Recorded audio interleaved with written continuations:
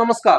पांच बातें चैनल में आपका बहुत बहुत स्वागत है। साथियों, आज हम एक जरूरी चर्चा को लेकर के बैठे हैं और मेरा मन हुआ कि आपके साथ में सरकार के जो अभी प्रावधान है, वर्तमान में सरकार में क्या चल रहा है, तो उसको लेकर के है वो थोड़ी सी जानकारी, जो अपडेट जानकारी है वो आप तक पहुंचाई जाए। मेरे साथ में आज एक मेहमान है, श्रीमान तुलसाराम जी, और ये पंचायत समिति सिणदरी में बतौर प्रशासनिक अधिकारी है वो काम करते हैं।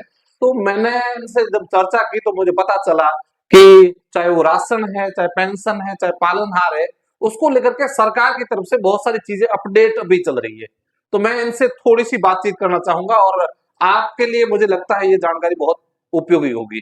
आपका बहुत बहुत स्वागत है सर इस चर्चा में, जो आम जन के लिए बहुत जरूरी है। मैं निवेदन करूंगा, पहली चीज हम बिंदुवार बात करें तो पहली चीज मैं चाहूंगा, राशन में आज की तारीख में एनएफएस से जो इसको कहते हैं, अभी आज की तारीख में सरकार में क्या प्रोसेस चल रहा है, गांव में क्या हो रहा है?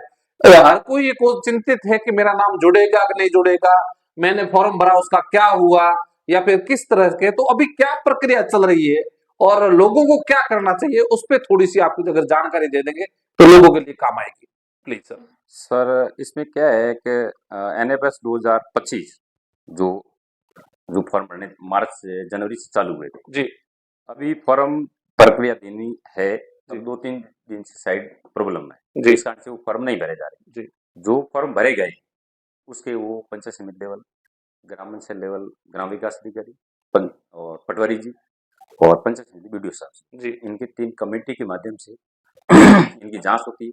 जांच के बाद में एसडीएम ऑफिस जाता है और एसडीएम साहब में लास्ट इनमें सिग्नेचर होते हैं। जी, इसमें सब कैटेगरी में जो होता है उसका इसमें चयन किया जाता है। चलिए, पहले कैटेगरी है कि जिस ऐसे परिवार जिनके कोई सदस्य आय करदाता नहीं, ठीक है सर, और ऐसे परिवार जिसका कोई भी सदस्य सरकारी, अर्ध सरकारी कर्मचारी नहीं हो, अथवा 1 लाख से वार्षिक आय वो ज्यादा नहीं होनी सालाना, ठीक है सर। और तीसरा है ऐसे परिवार जिसमें एक सदस्य के पास 4 पहिया वाहन, वो नहीं होना चाहिए। और चौथा पॉइंट है ऐसे परिवार जिनके सदस्यों को स्वामित्व में कुल कृषि भूमि लघु सीमांत श्रेणी के अंतर्गत आते हैं, वो इसके लिए पात्र है। और 5वां बिंदु ऐसे परिवार जिसके सदस्यों कुल आय 1 लाख से अधिक नहीं हो। और 6वां पॉइंट है ऐसा परिवार जिसके पास ग्रामीण क्षेत्रों में 2000 वर्ग फीट से अधिक रियायती हेतु पक्का मकान नहीं। तो ये एनएफएससी के सब कैटेगरी अंतर्गत आते हैं। और श्रम विभाग में अगर पंजीकृत है, मनरेगा में अगर 100 डेज है तो वो भी इसमें लाभान्वित है।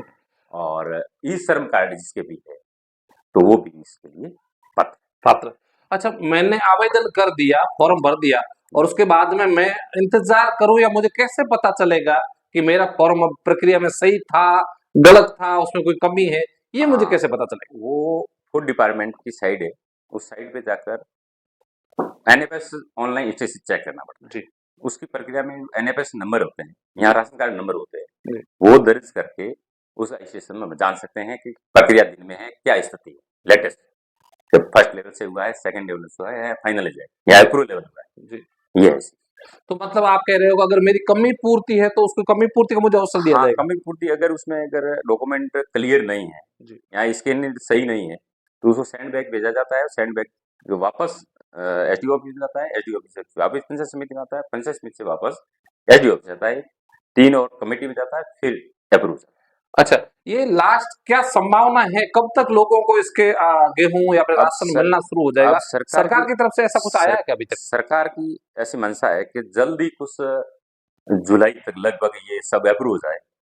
तो लगभग कलेक्शन भी निर्देश दिए थे कि ज्यादा से ज्यादा लोगों को इसमें जोड़ना है और जोड़ के लोगों को लाभान्वित करना है। जी, लास्ट मेरा राशन से संबंधित एक ही सवाल है कि अभी भी अगर कोई परिवार ऐसा रह गया है जिसने आवेदन नहीं किया, तो वो क्या अब आवेदन कर सकता है? उसकी कोई है संभावना अभी भी? 1 से 3 तारीख तक एसओ साइड को प्रॉब्लम चल रही है आईएमपीडीएस पर, तो इस कारण से फॉर्म नहीं भरे जा रहे। अगर वापस चालू होती है तो फॉर्म भरे जा सकते। बिल्कुल। तो ये राशन में जुड़ने के लिए ये पूरी प्रक्रिया थी। मेरे सवालों से शायद आपकी क्लियरिटी हुई होगी। दूसरा मेरा निवेदन है कि पेंशन को लेकर के जल्दी से जल्दी लोगों को पेंशन मिले और स्वीकृति हो जाए। बहुत अच्छा अभी भी सिंदरी ब्लॉक है, पयला ब्लॉक में बहुत अच्छा प्रक्रिया चल रहा है और बहुत फास्ट हो रहा है। फिर भी क्या आप उसमें लोगों को कहेंगे कि इसमें कैसे जल्दी जुड़ सकते हैं, क्या किया जा सकता है? ई मित्र से जिसकी सालाना आय कम है जी 60,000 से, गाइडलाइन तो 60,000 की है, अधिक होती तो उसे पेंशन स्वीकृति नहीं होती है। जिसकी जमीन का भी कुछ दायरा है, सरकारी कर्मचारी का भी दायरा है, जी तो वो तो ई मित्र से ऑनलाइन होता है, जी फिर तहसील में जाता है, जी वहां से अभी प्रक्रिया में क्या वो ऑटो होता है सेंक्शन, फिर 1 महीना वो प्रक्रिया दिन पेंशन में आता है, उसके बाद वो जनरल पेंशन सेंक्शन हो जाती है। अगर अगर मतलब कोई भी प्रार्थी जी आवेदक BPS है, दिव्यांगजन है, हम्म। तो उसके लिए क्या है, वो पंचायत समिति मुख्यालय पर आकर उसी दिन में सेम डे में वो पेंशन स्वीकृत करा सकते हैं। मतलब आप कह रहे हो अगर दिव्यांग है तो वो सीधा अपना डॉक्यूमेंट प्रमाण पत्र लेकर के पंचायत समिति आ जाए, अब वो अपना अंगूठा लगाए और पीपीओ ले अंगूठा जाए। लगाए या OTP लगाए, जो भी है, हाँ। उसको हाथों हाथ पेंशन स्वीकृति की उसी दिन एक प्रमाण पत्र दिए। एक गांव में समस्या आ रही है, मेरे सामने बहुत सारे उदाहरण आए थे जिनकी उम्र में कोई गड़बड़ होने के कारण या उम्र के डॉक्यूमेंट सही नहीं होने के कारण नीचे आ रहा है not in criteria, as criteria, जी और उनकी पेंशन बंद हो गई। आज की तारीख में उनके डॉक्यूमेंट सही है जी अगर पाया गया जी। तो वो वापिस शुरू कराने के लिए अगर आपके पास कैसे आ सकते हैं? अगर वो पहले क्राइटेरिया था पेंशन सैंक्शन करने का, वो एक परिचय पत्र था, पहचान पत्र था, उसके बाद में क्या है, जन आधार में जिसकी उम्र सेटल होती थी वो पेंशन स्वीकृति हो जाती थी। जी उसके बाद में क्या है, ई-केवाईसी का दौर चला, तो ई-केवाईसी जिसके भी ई-केवाईसी आधार से करवाई, जी तो पेंशन की उम्र तो बरोबर थी, लेकिन अदर में उम्र कम होने के कारण वो पेंशन बंद हो गई। तो अगर आधार अपडेट करवा देता है जी उसी उम्र का, जी तो पेंशन 1 साल के अंतर्गत 2 साल के अंतर वापस वो स्वीकृति की जा सकती है और पेंशन के पैसे भी सरकार दे सकती है। जो पीछे पेंडेंसी के पैसे हैं हाँ। वो भी उसको मिलेंगे। बहुत बढ़िया।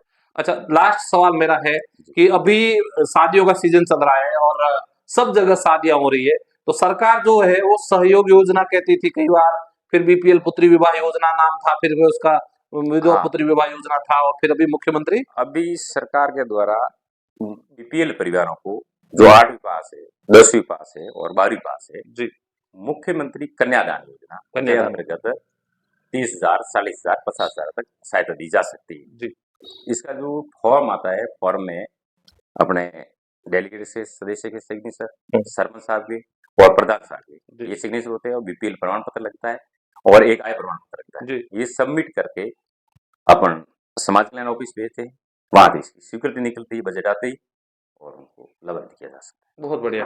तो ये कुछ योजनाएं हैं, फिर हम बातचीत करेंगे और अन्य योजनाओं को लेकर के। मुझे उम्मीद है कि आपके लिए सारी जानकारी काम की होगी। ऐसे ही हम फिर बातचीत करते रहेंगे और आपके पास आपके लिए नई जानकारी लेते आएंगे।